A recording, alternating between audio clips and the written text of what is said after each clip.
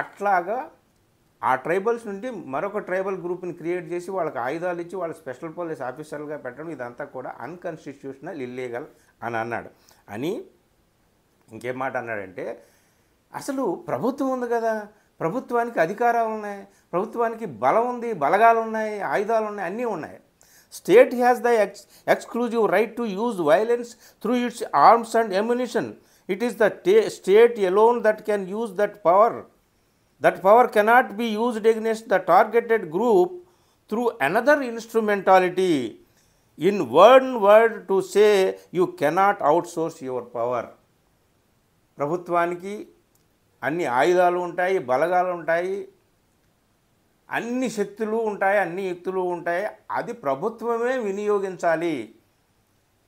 ఏ గ్రూప్నైతే మీరు లక్ష్యం చేసుకుంటారో, టార్గెట్ చేసుకుంటారో ఆ గ్రూప్ని అదిమి పెట్టడానికి, అణిచివేయడానికి లేదా నిర్మూలించడానికి మీరు మీ శక్తిని అంతటిని మీరే ప్రయోగించాలి.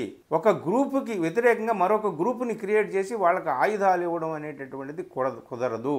నీ పవర్స్ని అవుట్సోర్సింగ్ చేయడం అనేటటువంటిది ఇది కాన్స్టిట్యూషనల్ కాదు అని చెప్పి ఆయన ఇంకో మాట చెప్పాడు అనమాట ఈ ఇంటర్వ్యూలో. అదేమిటయ్యా అంటే, supreme court never said that you don't fight Naxals. ఆ తీర్పులో మేమేమన్నా నక్సల్స్తో ఫైట్ చేయొద్దని, నక్సల్స్ని మీరు అడిచివేయవద్దని, ఆ ఉద్యమాన్ని అదుపు చేయొద్దని మేమన్నా అన్నామా? అనలేదే.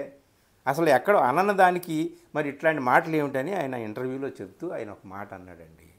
ఏమన్నాడంటే, అసలు సుప్రీంకోర్టు జడ్జిమెంట్ మీద ఒక రివ్యూ లేదా ఒక కామెంట్ చేయడానికి there are acceptable standards to review a judgement and make a comment on it.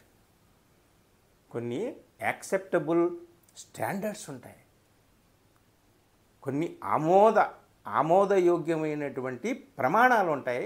వాటిని మీరు ఒక జడ్జిమెంట్ని రివ్యూ చేసేటప్పుడు కానీ, కామెంట్ చేసేటప్పుడు కానీ ఆ యాక్సెప్టబుల్ స్టాండర్డ్స్, ఆ ఆమోదయోగ్యమైనటువంటి ప్రమాణాలను పాటించాలి అన్నాడు. ఎంత జెంటిల్మెన్గా, ఎంత అద్భుతంగా చెప్పాడో చూడండి.